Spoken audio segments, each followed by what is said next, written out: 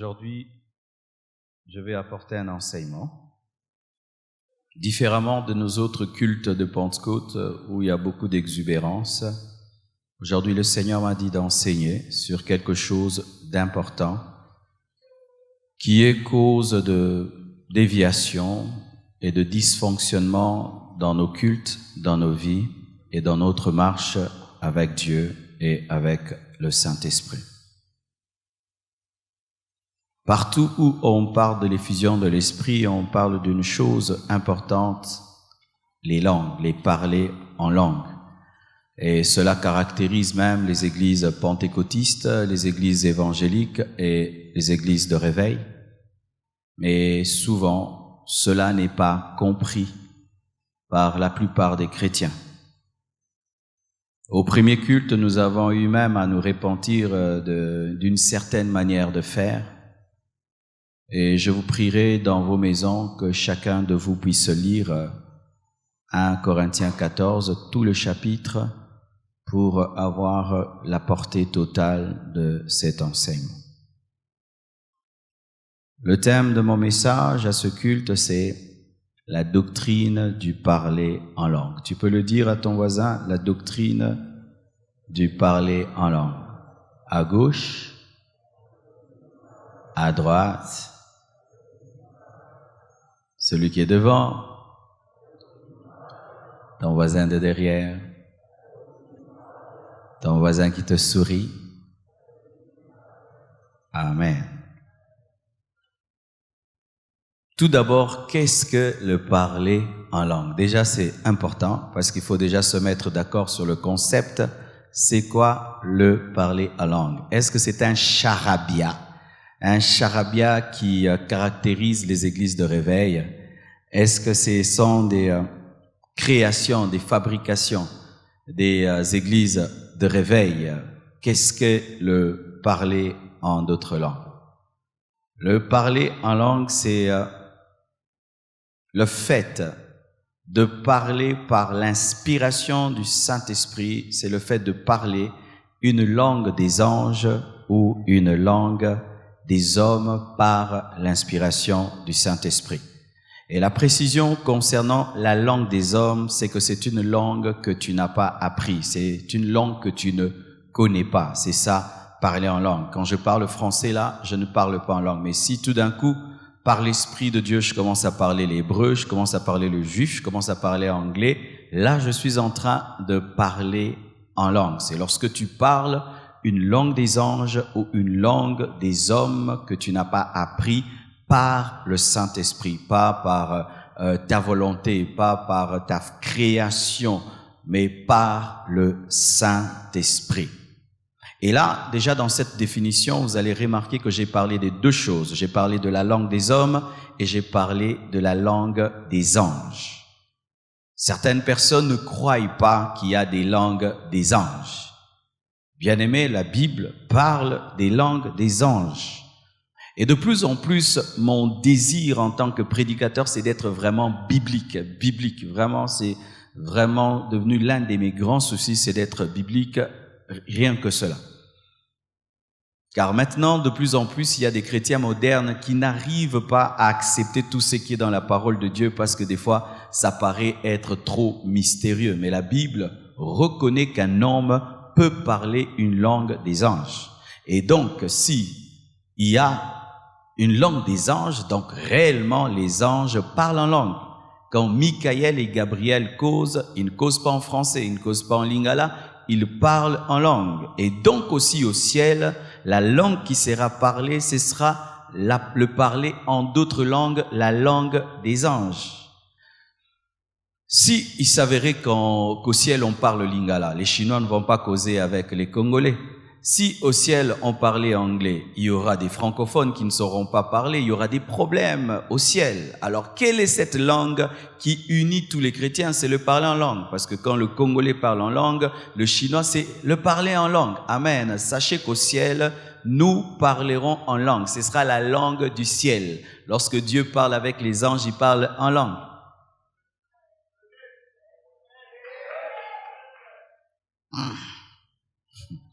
Amen. Je suis pas en train de délirer. Amen. le parler en langue, c'est la langue des anges. Donc si c'est la langue des anges, c'est la langue de Dieu. Et pourquoi cela est la langue des anges? Si nous sommes sincères et honnêtes, nous allons remarquer que dans les langues que nous utilisons, il y a trop de limitations.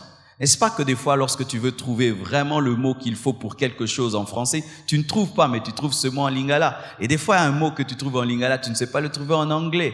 Toutes les langues créées par les hommes sont limitées parce qu'elles ne savent pas à la perfection exprimer ce qui est dans l'homme. Amen. C'est pourquoi il y a les langues.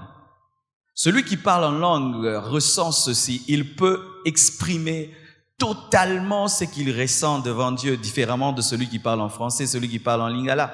Quand je ne priais qu'en français, en lingala, je me sentais limité dans mon expression. Mais depuis que je prie en langue, je sens vraiment que je manifeste au maximum ce que j'aimerais dire à Dieu. Amen. C'est pourquoi au ciel, la langue, c'est la langue des anges. Preuve. 1 Corinthiens 13, verset 1. Nous prouve qu'il y a la langue des anges et la langue des hommes.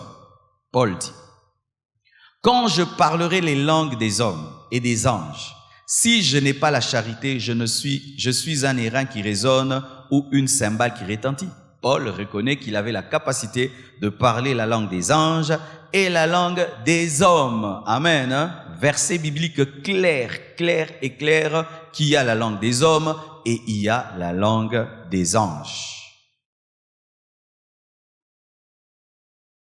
Voici. Pour ce qui est de la langue des hommes, qu'est-ce que cela? C'est lorsque par l'esprit tu parles une langue que tu n'as pas appris. Un Congolais qui parle hébreu, un Congolais qui parle chinois, par le Saint-Esprit. Et nous voyons une preuve que par le Saint-Esprit, un chrétien peut parler la langue des hommes. Acte 2, versets 1 à 8. La Bible dit ceci. Le jour de la Pentecôte, pour ceux qui ne savent pas, la Pentecôte n'est pas une fête de l'effusion de l'Esprit. Amen.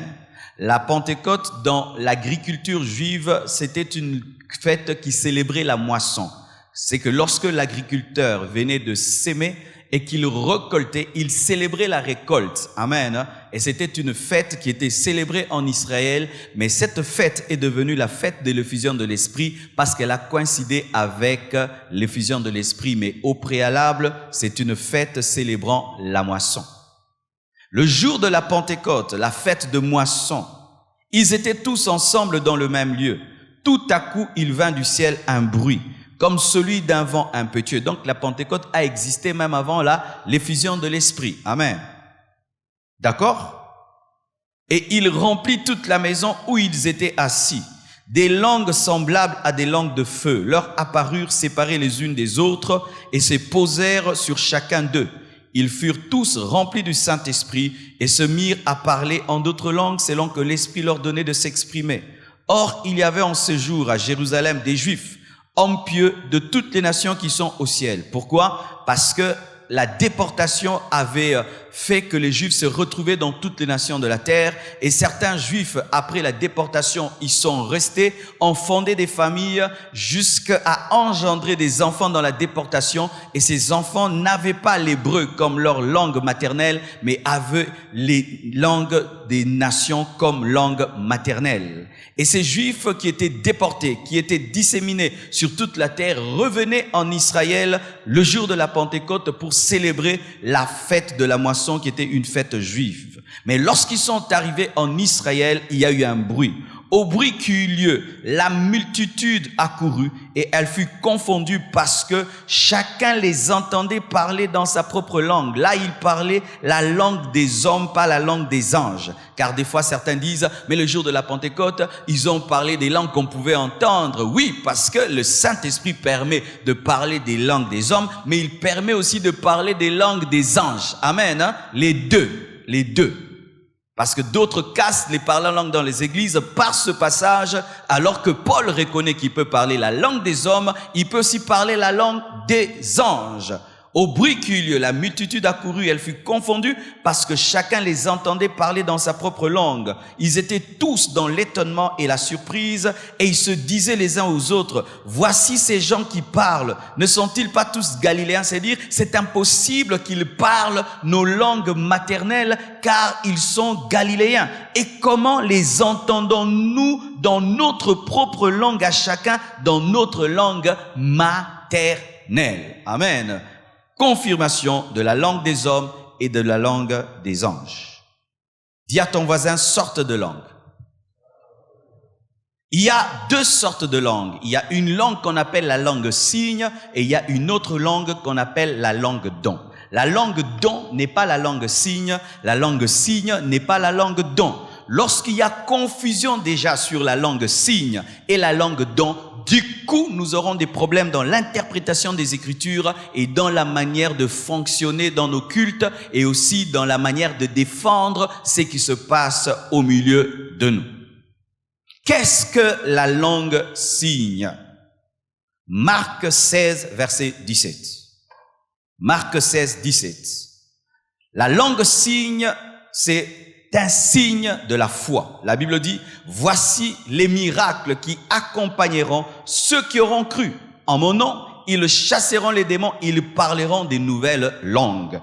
Parmi les signes qui accompagnent ceux qui croient, les miracles, les prodiges, chasser les démons, imposer les mots malades et les guérir, il y a aussi parler en langue. Et ce parler en langue n'est pas un don qui est donné pour que tu puisses donner des messages, mais c'est seulement un signe que tu as cru. C'est encore la langue signe, c'est un signe du baptême dans le Saint-Esprit. Qu'est-ce que le baptême dans le Saint-Esprit? Quand on dit baptême dans le Saint-Esprit, baptême dans le Saint-Esprit, tu seras baptisé dans le Saint-Esprit, tu n'es pas encore baptisé du Saint-Esprit, tu seras baptisé dans le Saint-Esprit. Qu'est-ce que cela veut dire? Le baptême dans le Saint-Esprit, c'est une deuxième expérience avec le Saint-Esprit après avoir cru. Et donc, si je parle d'une deuxième, donc il y a une première. Qu'est-ce que la première et qu'est-ce que la deuxième? La première expérience avec le Saint-Esprit, c'est lorsque tu crois en Jésus. Quand tu crois en Jésus, le Saint-Esprit vient dans ta vie automatiquement. À l'instant où Christ entre dans ta vie, le Saint-Esprit également vient dans ta vie. Cette expérience vient pour te conférer la nature de Dieu. Tu reçois la nature de Dieu, tu deviens enfant de Dieu, tu nais de nouveau. Mais il y a une deuxième expérience avec le Saint-Esprit. La première expérience vient pour te donner la nature, le caractère de Dieu. Mais la deuxième vient te donner la puissance. Quand est-ce qu'on dit qu'une personne est baptisée du Saint-Esprit?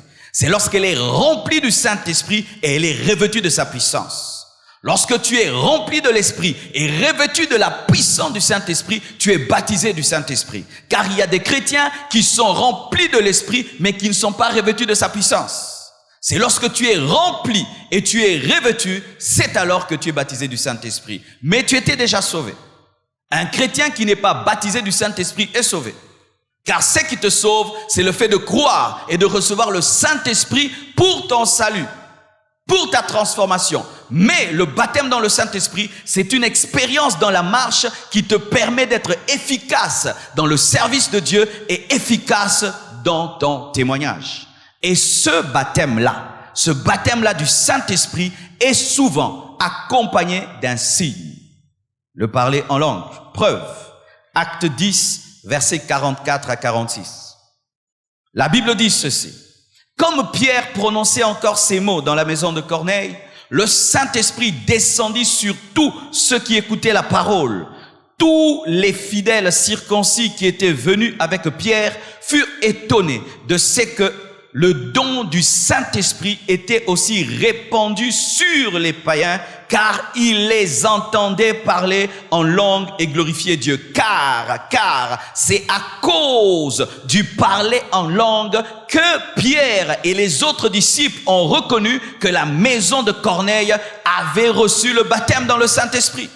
Donc, un chrétien qui ne parle pas en langue n'est pas baptisé du Saint-Esprit. Mais tu es sauvé.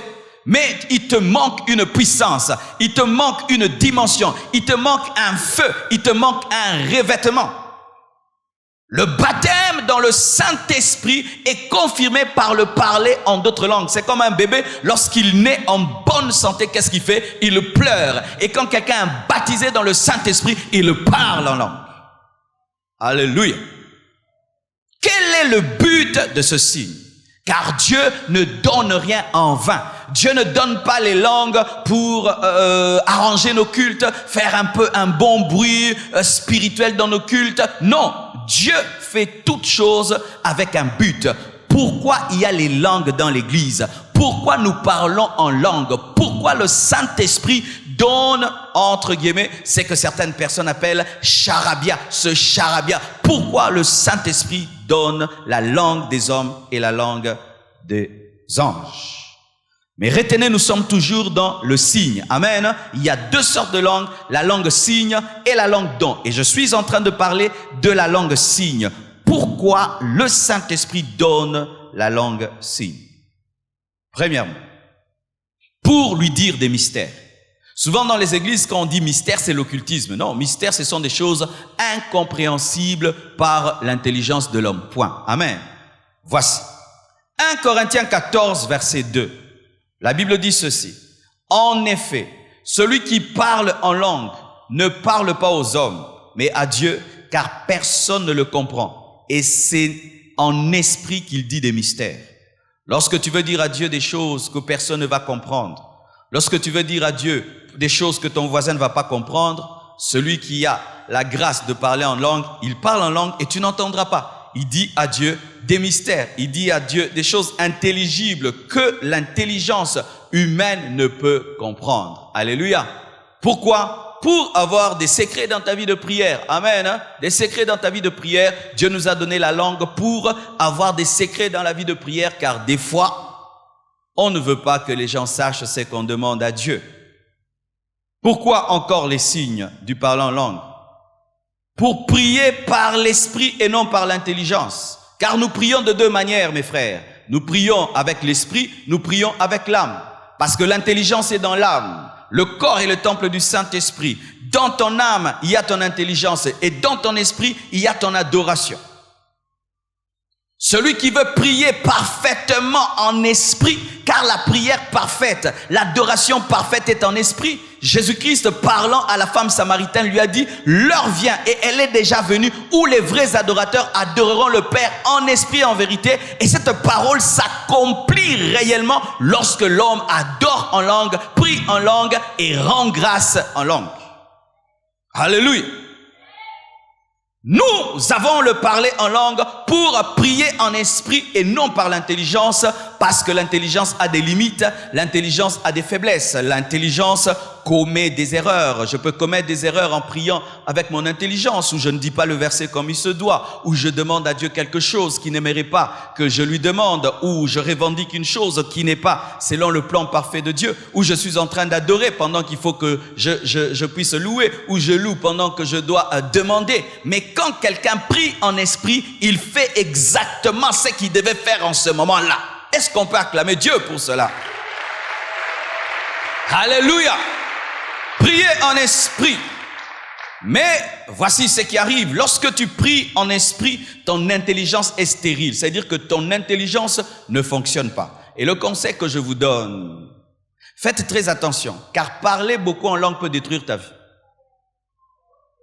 Oui. Lorsque tu ne parles qu'en langue, mais quand tu pries, tu ne parles pas en français, en lingala, ça peut te détruire dans le domaine de l'intelligence. Ça va te faire grandir dans le domaine spirituel, mais dans le domaine de l'intelligence, tu vas diminuer. C'est pourquoi vous remarquez que les chrétiens qui prient tout le temps en langue, mais qui n'ont pas de temps aussi pour prier dans l'intelligence, mémorisent difficilement les versets bibliques.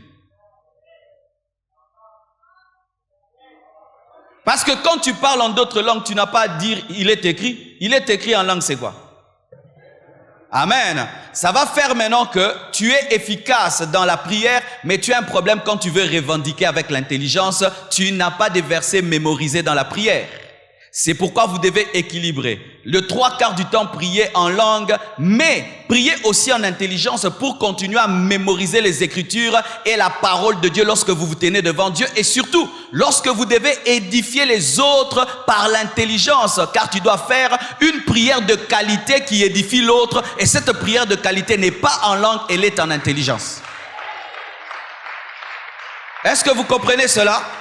Quelqu'un qui prie avec les Écritures retient les Écritures. C'est pourquoi priez avec l'esprit et priez avec l'intelligence, afin que vous puissiez développer à la fois votre esprit et votre intelligence.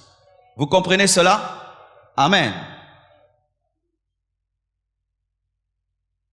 Encore. Pourquoi nous prions en langue? Pour notre propre édification. Dites propre édification.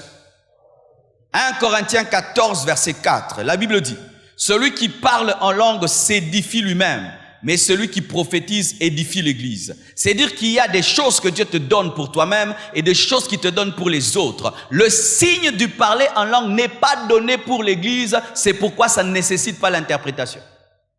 Celui qui parle en langue signe, prie.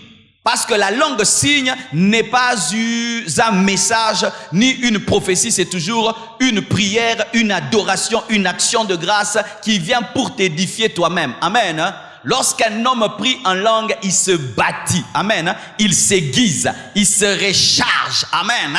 Il se recharge car il dit des choses en esprit qui touchent directement son esprit.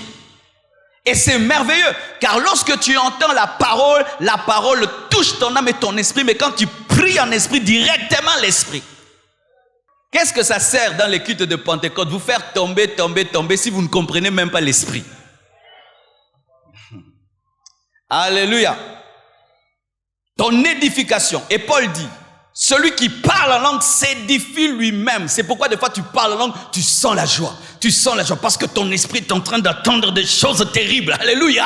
Des mystères que tu n'as jamais entendus par ton intelligence. Mais quand tu pries en esprit, ton esprit les entend.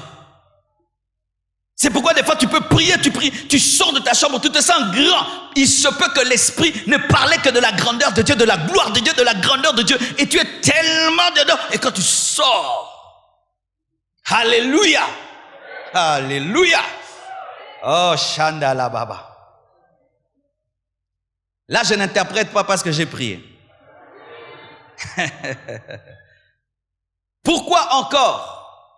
Pour faire des actions de grâce excellentes, une louange, une adoration excellente. N'est-ce pas que ça t'arrive de fois? Dieu fait tellement de choses dans ta vie et puis tu manques les mots, n'est-ce pas? D'ailleurs, il y a même des chansons qui ont été composées à ce sujet à cause de cette incapacité d'exprimer à Dieu ce qu'il a fait dans nos vies. Nous chantons souvent, Seigneur, les mots me manquent pour t'adorer. Les mots me manquent pour te louer. Mais en langue, les mots ne manquent jamais. Alléluia. En langue, les mots ne manquent jamais. Mais en français, les mots manquent. Oui, ça m'arrive des fois, je vois ce que Dieu fait dans ma vie. J'aimerais lui dire, mais tu sens que le français ne peut, l'anglais ne peut, le swahili ne peut, le lingala ne peut. Mais quand tu parles en d'autres langues, tu sens que tu as dit ce que tu voulais dire. Pour rendre grâce avec excellence, louange avec excellence, adoration avec excellence. Et écoutez maintenant. Dans le domaine du parler en langue signe, une fois que tu l'as, c'est à toi et tu peux l'exercer tout le temps. Je répète, dans le domaine du parler en langue signe, une fois que tu as le parler en langue signe, c'est à toi, tu peux l'exercer tout le temps. C'est comme rouler à vélo. Un vélo, quand tu ne sais pas rouler à vélo, il va te faire tomber, te blesser. Mais le jour où seulement tu vas essayer une fois, ok, c'est fini. Il en est de même. Une fois seulement que tu as parlé en langue, c'est fini. Tu peux parler tout le temps, quand tu veux. Maintenant, même si je veux parler en langue, je parle. N'est-ce pas? N'est-ce pas si maintenant tu veux parler en langue, tu vas parler? Ce n'est pas un péché, tu sais déjà conduire les vélos. C'est pourquoi il y a des gens qui parlent en langue seulement quand il y a une forte onction à l'église. Après, soirée de gloire, mercredi encore. Non, c'est à toi, c'est à toi, c'est à toi, c'est à toi. Tu parles quand tu veux. Tu n'inventes pas. Pour le premier jour, c'est l'esprit qui te donne. Mais après, tu sais comment collaborer avec lui pour continuer à parler. Ah, attendez, je me ré. C'est-à-dire que tu as déjà, quand tu entres dans ce réseau, tu y restes. Et puis ça commence à grandir. Ce n'est pas que tu fabriques la langue, mais c'est quelque chose une fois seulement que tu l'as expérimenté. C'est fini. Vous qui avez perdu le parler en langue, vous ne l'avez pas perdu, il est en vous, mais vous avez un problème, vous avez une forteresse religieuse, vous pensez qu'il faut seulement un culte spécial pour parler en langue. Non, tu peux parler dans la chambre, au salon, partout, partout, tout le temps, tout le temps, tout le temps. Prier sans cesse s'accomplit parfaitement en langue. Car prier sans cesse en français, c'est pas possible, mais en langue, c'est possible. Quand Paul dit prier sans cesse, c'est comment alors?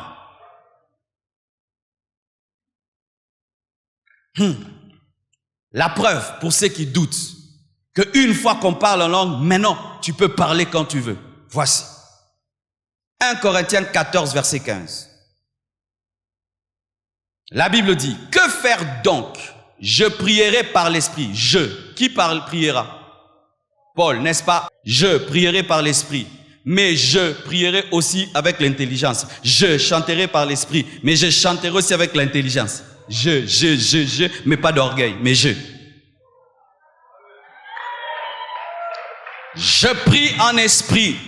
Ramayanda Shekarababa. Je n'ai pas péché, je n'ai pas crié. J'ai déjà. Je vais chanter en esprit. Oh Rabasaya, Indalaba Shandalababa.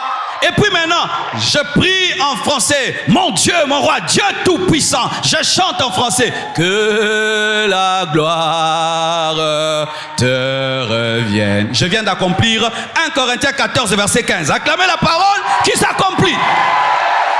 Donne-moi l'amen que je t'enseigne. Alléluia. Dans certains domaines, une fois que Dieu t'a donné, c'est à toi. Oui, mes frères et sœurs, c'est pourquoi beaucoup, vous ne grandissez pas dans ce domaine de prière, parce que vous attendez toujours une très très forte onction pour vous mouvoir, alors qu'il y a certaines choses, quand Dieu les a données, elles sont à toi. Amen. Retenez qu'on peut chanter en langue. Amen. Lorsque des fois vous voyez les choristes chanter en langue, ce n'est pas qu'ils pêchent ou un prédicateur vient, il commence à chanter en langue. On peut chanter en langue. Paul dit: je chanterai en intelligence et je chanterai par l'esprit. On peut chanter en langue. Voici, à présent. Le parler en langue, signe, prière ne nécessite pas l'interprétation parce que tu n'as pas besoin de l'interprétation de ma prière. Amen. Mais moi-même, je peux demander une interprétation de ma prière pour mon édification. Mais ce n'est pas que Dieu est obligé de nous donner l'interprétation de nos prières. Mais il peut te faire grâce de connaître ce que tu dis quand tu pries en langue. Mais il n'est pas obligé. Ce qui est nécessaire et exigé, c'est lorsque tu parles en langue pour donner un message, là c'est obligatoire de donner l'interprétation. Mais quand tu parles en langue pour prier, ce n'est pas obligatoire de donner l'interprétation. Et ces gens qui disent dans vos églises, vous parlez en langue, vous n'interprétez pas. Est-ce qu'on va interpréter nos prières? Alléluia. Là, ça n'exige pas l'interprétation. Mais tu peux, toi-même, dans ta vie de prière, demander. Mais des fois, Dieu vous donne même des interprétations de vos prières quand vous priez en langue, mais vous ne le savez pas. Comment cela se passe? Tu es en train de parler en langue et tu entres dans un haut niveau de la langue, car il y a niveau et niveau. Vous savez, n'est-ce pas? N'est-ce pas? Des fois, tu parles en langue, tu sais, là, je parle en langue, c'est mon réchauffement. Amen. Hein? Mais il y a d'autres langues, tu sens que c'est 4 fois 4. Vrai ou faux?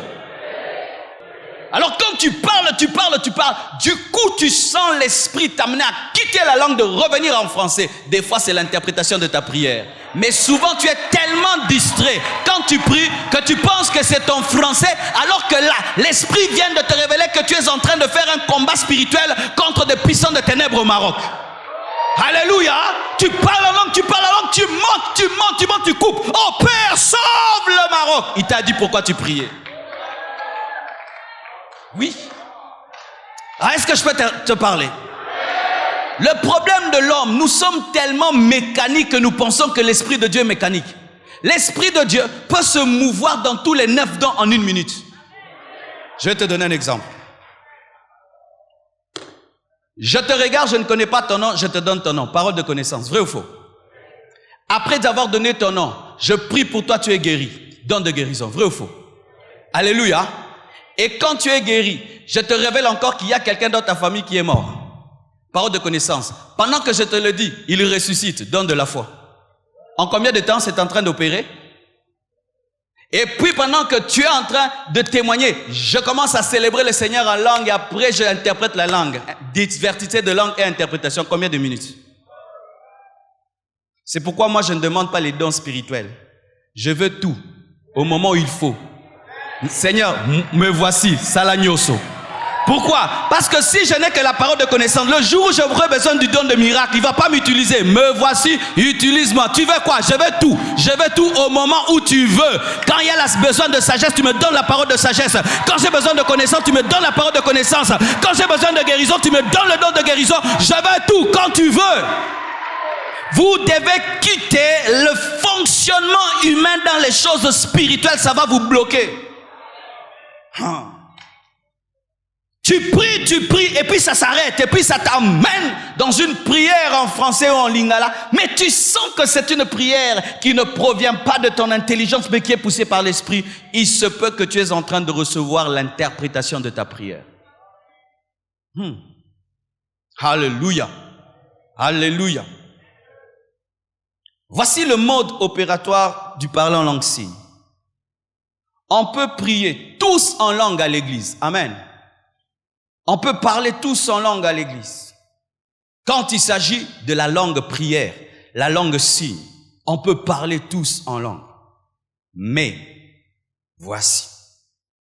Ça, j'aimerais dire à nous prédicateurs et à nous modérateurs. Avec ces micros que nous avons, la donne change. Amen. Pourquoi? Si je commence à prier en langue avec le micro, ma prière en langue n'est plus une prière en langue personnelle, elle est devenue publique. Quand la langue devient publique, la doctrine change.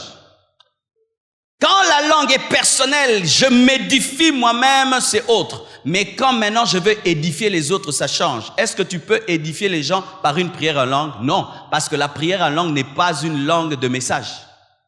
Ainsi, nous devons arrêter de prier en langue au micro. Oui, nous devons arrêter de prier en langue au micro. Ça n'a pas de sens. Vous savez pourquoi nous ne trouvons pas que ça n'a pas de sens? C'est parce que nous regardons l'église avec l'œil du chrétien, mais nous ne regardons pas l'église avec l'œil du païen. Mais lorsque Paul parle dans 1 Corinthiens 14, il parle de l'œil du païen, qui vient parmi vous et qui vous entend parler en langue, mais il ne comprend rien, il vous considère comme des barbares. Vois-toi païen. Rentre, païen. Tu viens dans une église. Au micro. Tu vas dire, plus jamais. Il y a un homme que je ne comprenais pas au début de ma foi. C'était l'homme de Dieu, Jacques-André Vernon. Cet homme a ressuscité des morts. Il a fait marcher des paralytiques. Mais dans le culte, tu l'entendais parler en langue au micro, nassé, mais publiquement comme ça. Vraiment, tu peux compter combien de fois il l'a fait. Pourquoi?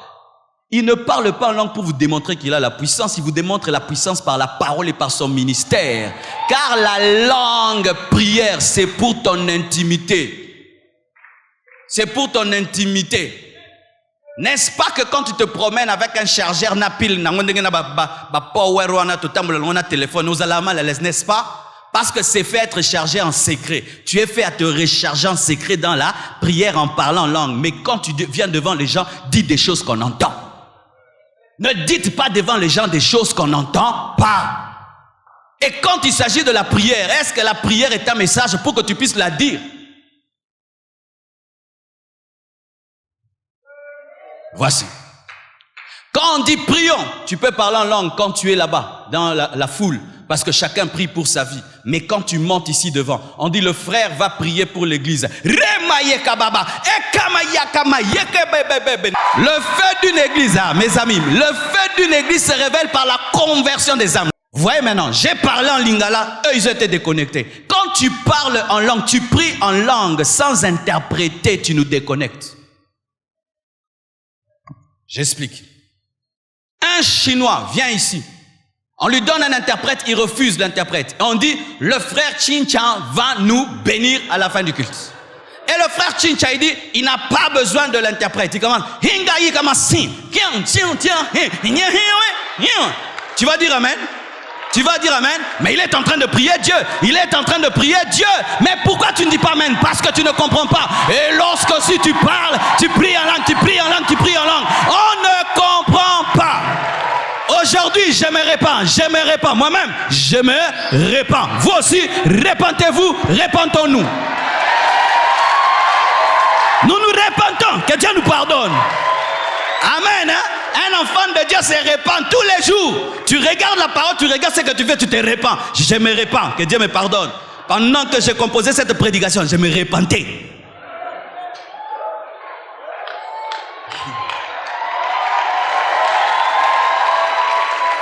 Je vous assure, si on pouvait poser des questions aux nouveaux convertis, poser des questions aux païens qui viennent dans nos églises et les langues bien aimées, nous les scandalisons. Pourquoi? Ce n'est pas important. La personne te suivait quand tu chantais en français, il chantait. Je veux chanter et louer.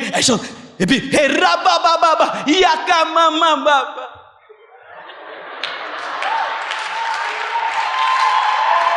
Oui, et nous mettons même les langues dans des chansons. On enregistre une langue au studio.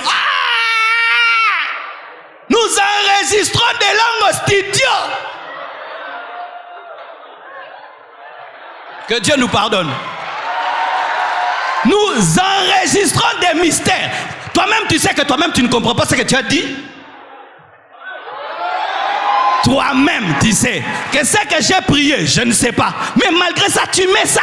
Maintenant, c'est lui qui va écouter. Il va écouter quoi? C'est pourquoi même nous commençons à chanter les langues des gens dans les chansons. Nous devons appliquer les Écritures. Nous devons appliquer les Écritures. La longue prière, c'est pour ton édification. Pour ceux qui doutent, lisons la Bible. Lisons la Bible. Paul. Non, il m'a choqué aujourd'hui. Hein. Chaque jour que tu liras la Bible, tes yeux s'ouvriront. Ne lis jamais la Bible comme si tu la connais. Tu ne vas plus voir. 1 Corinthiens 14, versets 15 à 16. Voici ce qu'il dit. Que faire donc? Je prierai par l'Esprit, mais je prierai aussi avec l'intelligence. Je chanterai par l'Esprit, mais je chanterai aussi par l'intelligence. Autrement, si tu rends grâce par l'Esprit, comment celui qui est dans les rangs de l'homme du peuple répondra-t-il Amen? Paul. Comment répondra-t-il Amen à ton action de grâce puisqu'il ne sait pas ce que tu dis? Paul. Oh, acclamons la parole.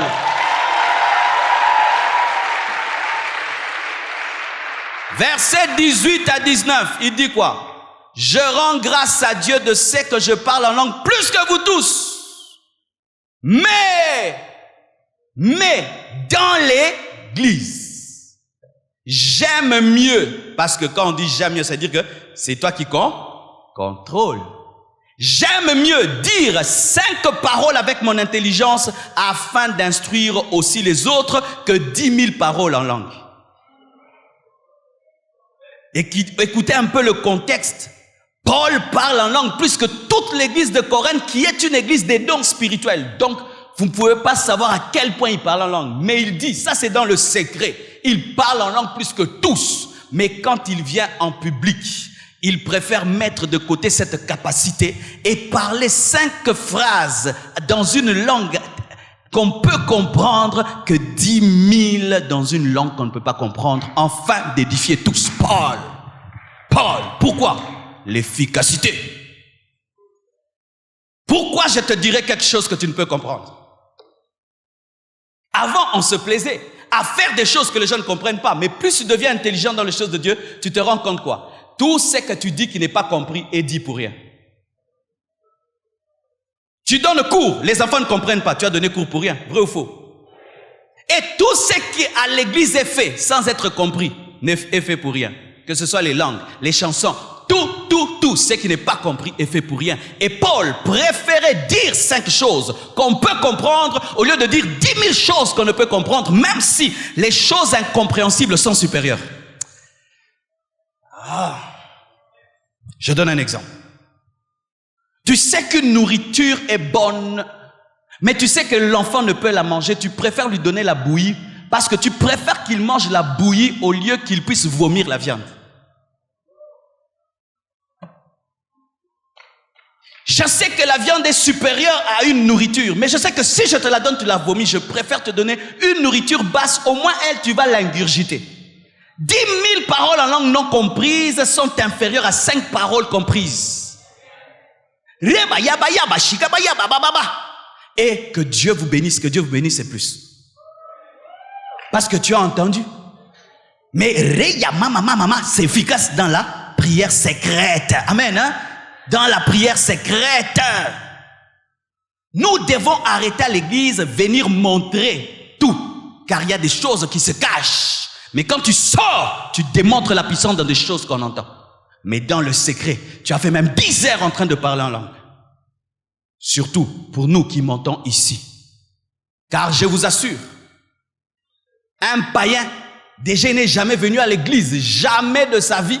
C'est la première fois qu'il met. Déjà la parole qu'il comprend là l'énerve. Quand on lui parle en français, déjà il ne comprend rien à la Bible. Maintenant tu ajoutes maintenant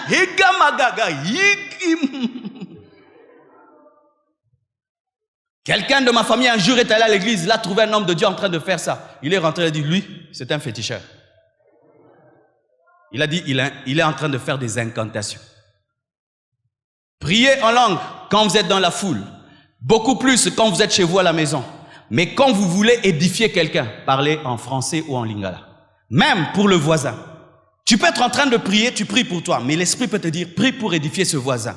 Commence à parler en français, qu'il t'entende comment tu parles pour qu'il apprenne.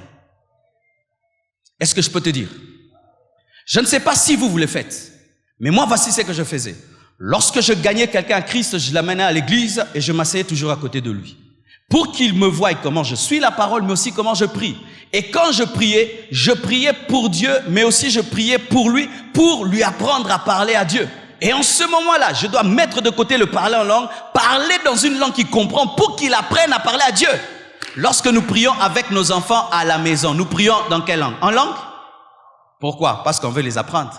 Vous voyez, nous dosons tout parce qu'ils doivent comprendre. Quand je prie avec mes enfants, je parle toujours en français et d'ailleurs, je parle lentement. Nos églises devraient aller être plus grandes que ça. Le problème, c'est qu'un bon résultat empêche un meilleur résultat. Quand les églises grandissent, souvent nous oublions les personnes que nous perdons par notre manière de faire le culte. Oui, nous oublions celles que nous perdons, celles qui sont scandalisées par notre manière de faire. Elles ne parlent pas, mais elles partent. Celles-là, on ne les connaît pas.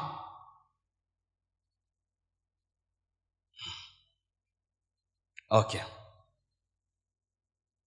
Je sais que ce sera difficile à changer. Mais faisons l'effort. Amen. Quand tu emmènes la prière, tu commences. Reviens en français. Amen. Hein? Reviens en français. Reviens en lingala. Reviens dans une langue qu'on comprend. Deuxième sorte de langue. Dites diversité de langue. 1 Corinthiens 12, versets 8 à 10. La Bible dit ceci. En effet, à l'un est donné par l'Esprit une parole de sagesse, à un autre une parole de connaissance, selon le même Esprit, à un autre la foi, par le même Esprit, à un autre le don de guérison, par le même Esprit, à un autre le don d'opérer des miracles, à un autre la prophétie, à un autre le discernement des esprits, à un autre la diversité de langues, à un autre l'interprétation de langues. Vous voyez, rien ne s'écrit en vain dans la Bible. On cite la diversité de langues et l'interprétation de langues en bas. Pourquoi l'interprétation de langue est le dernier don qui est présenté? Parce que c'est un don dépendant. Et pourquoi aussi la diversité de langue est donnée en dernier? Parce que c'est également un don dépendant.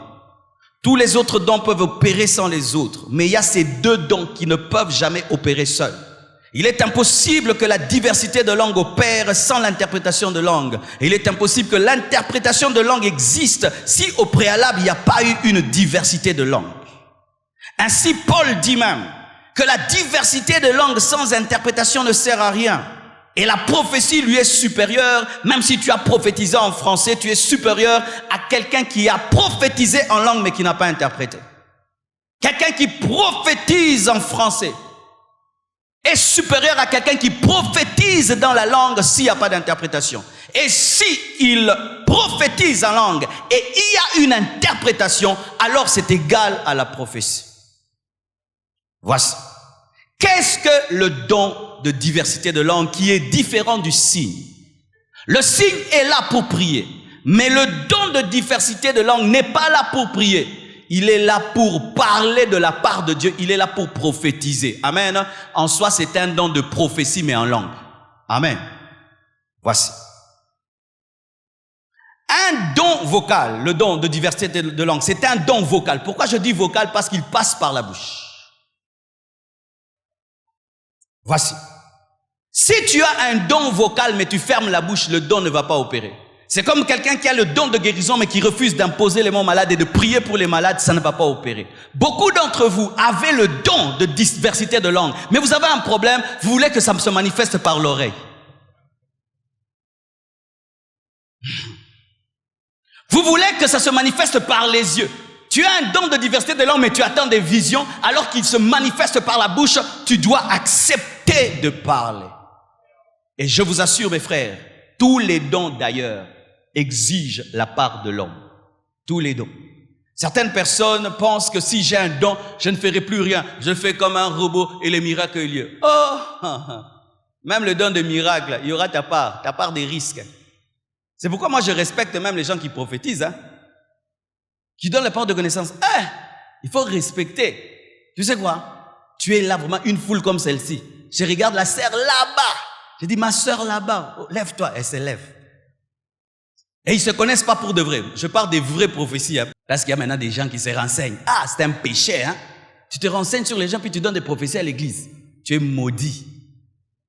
Et je la regarde. Je dis, ton nom c'est... Hein? Tu es courageux. Il dit, Dieu me dit, ton oncle s'appelle tel, tu habites telle adresse. Et puis la personne, non, j'habite pas Kingabois, j'habite Limete. Non, ça. Non, il faut les acclamer déjà pareil. Non, ils sont courageux.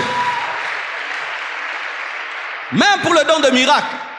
Vous voyez des fois quand on témoigne, non, il y a un parti qui a marché. Frère, le risque qu'il y avait, j'ai déjà prié, des paralytiques ont marché et tout. Mais une fois aussi j'ai prié 2 ou 3 fois, ça n'a pas marché.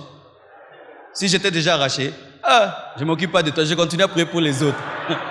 Là que Sion, les autres se débrouillent avec toi, moi je continue.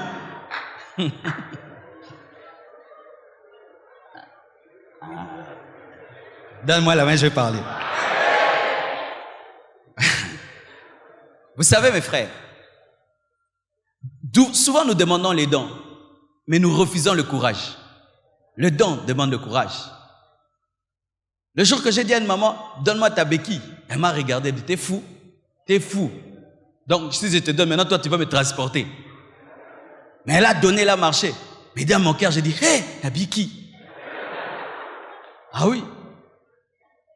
Dieu, donne-moi le don de miracle. Il te pose la question, est-ce que tu auras l'audace? L'audace de parler à la mer pour qu'elle puisse s'ouvrir. Les gens sont derrière Baos et la paix. Oh, Moïse a ouvert un de la mer rouge. Entre dans son cœur.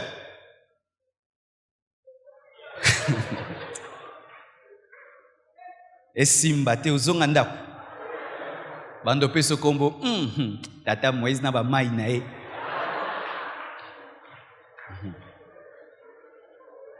Amen. Recevez l'audace, recevez l'audace, recevez l'audace, recevez l'audace. Et même si ça ne marche pas, tu n'es pas le premier à échouer. Essaye encore. Pierre avait marché sur l'eau. Il s'est enfoncé. Il a essayé encore. Il a marché à nouveau. Tous ces grands serviteurs de Dieu dont vous entendez parler, Renard Bonk et Bénin, ils ne réussissent pas toujours. Des fois, il y a 300 paralytiques. Il n'y a que 50 qui ont marché. Les 250 rentrent par la petite porte. Mais c'est ça dans le ministère. Tu exerces, tu fais une croisade d'évangélisation. Il y a 300 paralytiques. Il n'y a que 10 qui marchent. Filme seulement les 10. Les autres ne les filment pas. Tu n'es pas venu pour montrer l'échec. Tu vas, tu pleures devant Dieu. Tu reviens encore. Tu essayes. 50. Tu montres qu'elle est 50. Et celui qui dit que tu n'as pas la foi, donne-lui les autres qui n'ont pas marché, qu'il les fasse marcher comme lui il a plus de foi. Comme lui il a plus de foi, oh ils n'ont pas marché, ok, prends les 250, toi, fais-les marcher. Car les gens des fois sont durs avec les gens qui ont le don de miracle, mais ils ne connaissent pas l'audace qu'il faut avoir. Hein? L'audace qu'il faut avoir. Alléluia. Dis don vocal. Il faut la bouche. Amen. Comment ce don peut opérer? C'est dire ceci. Pour le don de signe, une fois que tu l'as, si on dit prions, tu vas le manifester, mais pas le don de diversité de langue. Le don de diversité de langue, on ne décide pas de le manifester. Il est comme la prophétie. On ne décide pas de prophétiser. C'est Dieu qui parle et puis toi tu dis. Alors voici comment le don de diversité opère. Nous sommes là en train de prier. En français, en langue, la langue signe prière.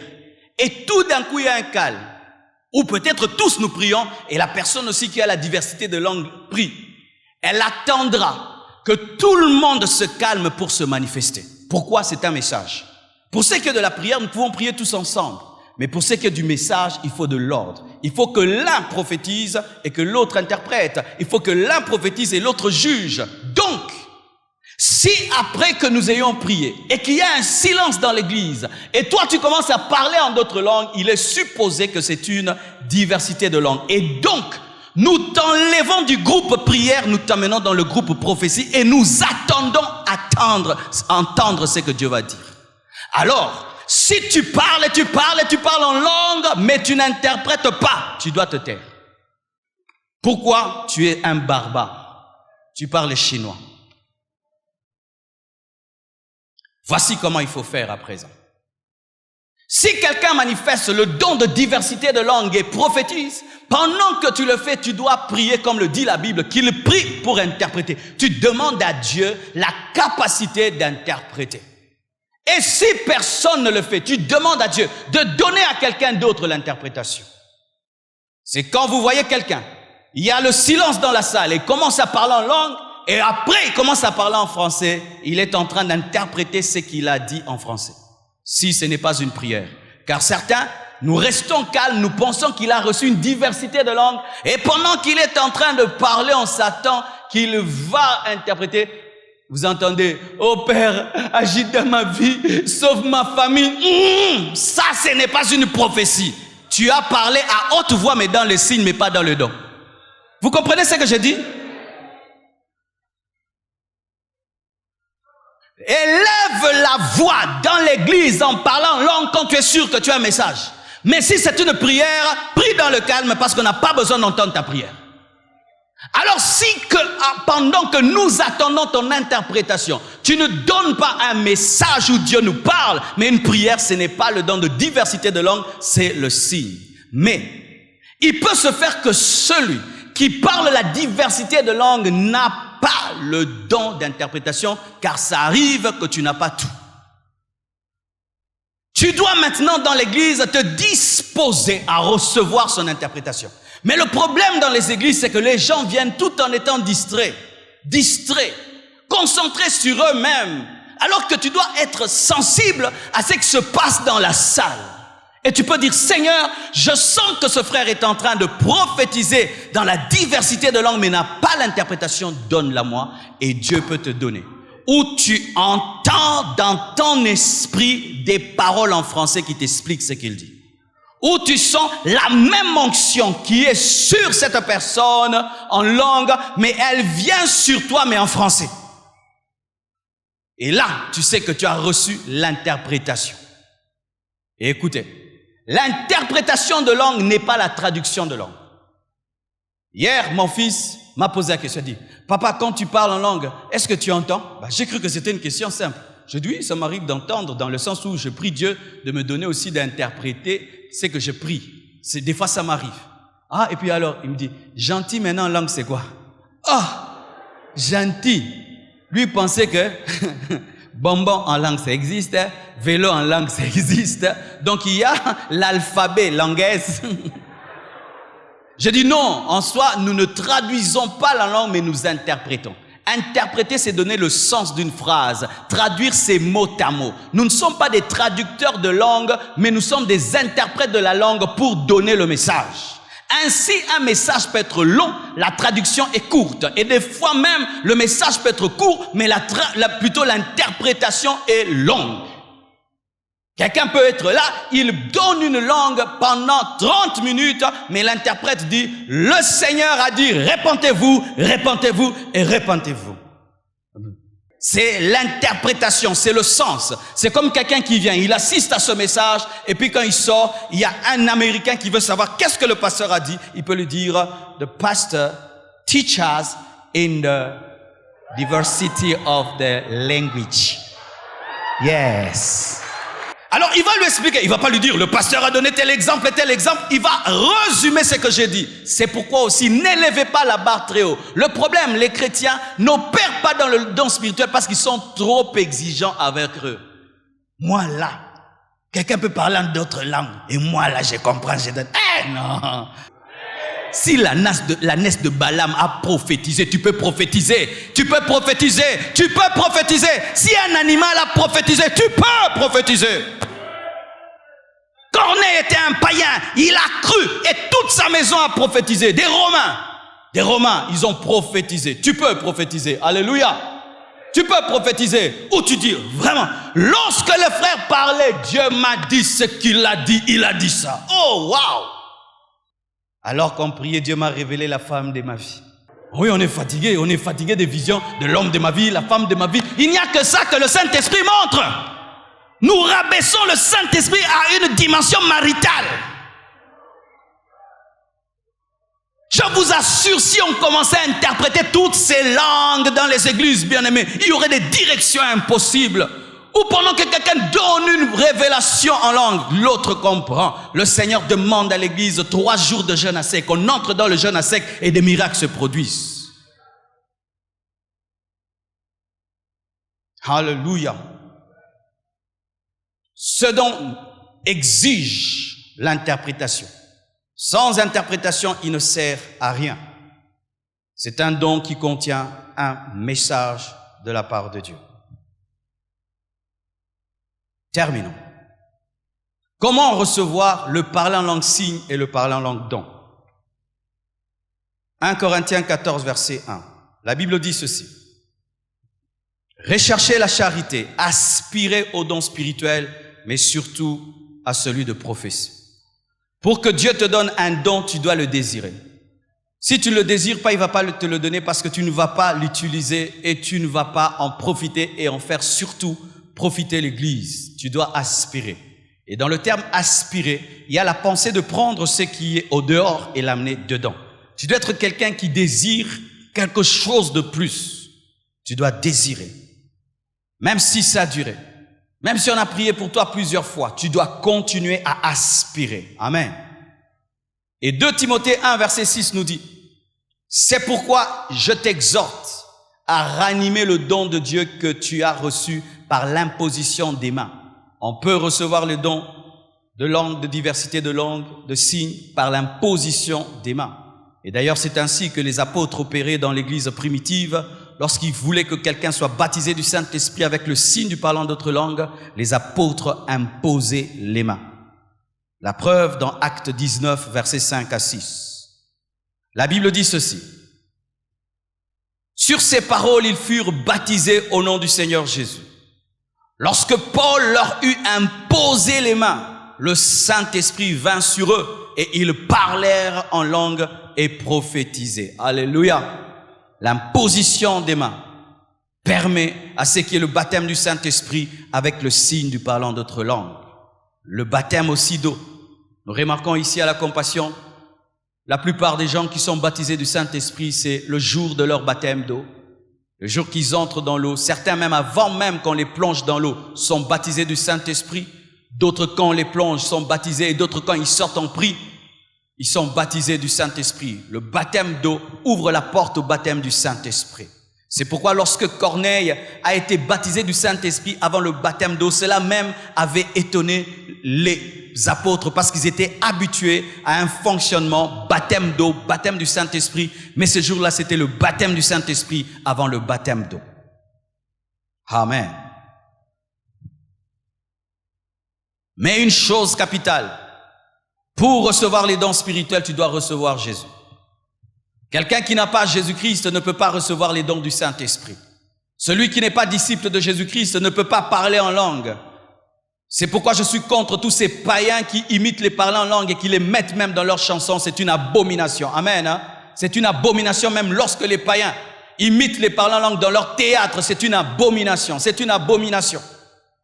Et nous, les chrétiens, ne devons pas nous réjouir de voir des païens en train de brader un don aussi important dans leur théâtre et dans leurs chansons. Et sachez encore, tout don spirituel qui se manifeste sans recevoir Jésus est un démon. Si tu es dans une famille dans laquelle il y a un don de guérison qui opère de père en fils sans que vous ayez cru en Jésus-Christ, c'est démoniaque. Il y a ces familles-là qui ont une grâce démoniaque. Si tu te casses, ils te touchent, tu es guéri. Dans d'autres familles, ils peuvent connaître le futur, mais ils n'ont pas le don du Saint-Esprit, ils n'ont pas le Saint-Esprit. C'est un esprit de divination. Et si, avant que tu ne croies en Jésus-Christ, tu guérissais les gens sans être chrétien, ne continue pas dans ce même sens. Il faut que tu sois libéré de ces démons, de peur que ces démons continuent à agir et on pense que c'est le Saint-Esprit. Si lorsque tu étais païen, tu voyais des choses et tu voyais, ne pense pas que l'Esprit de Dieu va continuer. Il va arrêter ça pour te donner ce qui est véritable. Alléluia. Pour recevoir les dons, tu dois recevoir Jésus. Pour recevoir le don, tu dois avoir le Saint-Esprit. Des fois aussi, pour recevoir les dons, il faut être dans l'atmosphère du don. La Bible nous dit alors que Saoul n'était pas un prophète, il s'est retrouvé avec une garnison de prophètes et il a commencé à prophétiser. Et les gens posaient la question, est-ce que Saoul est aussi l'un des prophètes? C'est pourquoi dans une église, lorsqu'il y a un don qui agit, vous voyez, il se manifeste facilement dans tous les fidèles. Si vous voyez, il y a un don de guérison, vous allez voir les fidèles aussi opérer dans la guérison. S'il y a un don de diversité de langues, vous allez voir, ils opèrent. C'est pourquoi vous voyez la compassion, les gens sont baptisés du Saint-Esprit très facilement parce que la plupart d'entre nous parlent en langue. Mais si tu vas dans une église où c'est froid, c'est coincé, où si tu parles en langue, on te suspend. Ah oui, je connais des églises comme ça. C'est interdit de parler en langue. Tu vas voir que les dons ne vont pas opérer. Il faut être dans une atmosphère. Aussi, il faut avoir un but pur. Amen. Dites but pur. Ne cherche pas les dons pour épater les gens, mais cherche les dons pour édifier l'église. Amen. Hein? Ah oui, on faisait ça. Dès la porte, c'est mal. Comment? Rimbrakaskabasheka. Yekalabasa. Quoi? Retraite, c'est grave. Routé baba. Et quand on allait en retraite, on veillait que Dieu t'ajoute une dimension nouvelle de langue. Ne désire rien pour épater quelqu'un. Désire les choses pour t'approcher de Dieu et pour être efficace et Dieu te le donnera. Et pour terminer, voici une chose qui peut t'empêcher de recevoir le baptême dans le Saint-Esprit et de parler en langue, ton intelligence. Beaucoup de gens pensent que le Saint-Esprit opère comme un démon. Comment opèrent les démons? Un démon parle en toi sans ta permission. Un démon parle en toi sans te consulter. Ainsi, lorsque les gens sont sous l'emprise des démons, ils insultent les pasteurs, ils insultent des gens, ils disent des secrets et tout là. Mais quand ils reviennent dans leur bon sens, ils se disent, mais qu'est-ce que j'ai dit et qu'est-ce que j'ai fait? Et il y a des gens qui pensent que le Saint-Esprit possède. Bien aimé, nous ne sommes pas possédés par le Saint-Esprit. Amen. Hein? Nous sommes remplis par le Saint-Esprit, donc nous collaborons et nous lui permettons. Alors voici. Si tu penses que le Saint-Esprit va parler en toi sans passer par toi, il ne le fera pas. La Bible nous dit dans Acte 2, chacun d'eux parlait selon que le Saint-Esprit lui donnait de s'exprimer. Le Saint-Esprit te fait la passe et toi tu marches. Quand je parle en langue, le Saint-Esprit me donne les paroles et moi je les parle. Quand je prophétise, le Saint-Esprit me donne les paroles et moi je parle. Et même quand je prêche des fois, j'entends la prédication en avance. J'ai une vitesse d'une seconde par rapport à vous. C'est-à-dire j'entends, je dis, j'entends, je dis, j'entends, je dis. Et quand il ne parle plus, je m'arrête. Mais jamais il ne peut le faire si je ne collabore. Et souvent, c'est parce que nous avons été dans des mauvaises écoles de prophétie. Dans ces écoles de prophétie, qu'est-ce qu'on enseigne? Que quand tu prophétises, aux miyebate. Vrai ou faux? Pour bien prophétiser, il faut miyeba. Pour que tu dises ça c'est Dieu, ça ce n'est pas Dieu. Parce que pendant que tu prophétises, même les démons peuvent chercher à parler. Et la Bible dit que l'esprit du prophète est soumis au prophète. Alors si tu attends perdre le contrôle pour parler en langue, tu ne perdras jamais le contrôle. Parce que derrière, Dieu veille que tu sois au contrôle. Tu vas sentir, ça va monter, ça monte, et puis ça commence à solliciter la langue. Qui avait senti ça? Tu sens la sollicitation de la langue, tu sens. Qui te dit, arrête le français, arrête le lingala, tu sens ça. Tu vois quelque chose de nouveau que tu n'as jamais dit. Paul était un papa, Pierre était un papa, mais papa Paul prophétisait, il parlait en d'autres langues. Pierre prophétisait, il parlait en d'autres langues. Est-ce que tu es plus que les apôtres? Nous avons des chrétiens qui sont plus que les apôtres. C'est pourquoi vous n'êtes pas bénis dans l'esprit. Où sont ces papas remplis de l'esprit? Le Saint-Esprit tombe sur lui. Et ça bien. Mais plus on devient des papas, on devient des pères, on devient des grands responsables. On ne sait pas se mouvoir dans l'esprit et on a peur d'être humilié par l'esprit. Humilié par l'esprit, humilié par l'esprit. Jésus est mort, il est ressuscité pour que le Saint-Esprit soit répandu et ce don t'est donné et tu penses que ça peut t'humilier. Que Dieu vous bénisse abondamment. Que Dieu vous bénisse abondamment. Que Dieu vous bénisse abondamment. Alléluia. Seigneur Dieu de gloire, je te bénis. Je te rends grâce pour cet enseignement. Je prie, Père éternel, mon Dieu, qu'il prenne sa place dans les cœurs, dans les âmes. Je prie, Père éternel, Dieu de gloire, que tu bouleverses notre entendement et que tu renverses toute forteresse. Je demande, Père éternel, mon Dieu, qu'une révolution ait lieu dans notre entendement et dans notre manière de fonctionner. Que nous soyons bibliques dans nos cultes. Oui, Père, que nous soyons bibliques dans nos cultes. Nous voulons être bibliques dans nos célébrations. Nous voulons être bibliques dans notre manière de nous approcher de toi. Je prie, Père éternel, mon Dieu, mon roi, que les écailles tombent et que la lumière de la parole prenne place. Au nom puissant de Jésus, j'ai ainsi prié. Amen. Gloire à Dieu.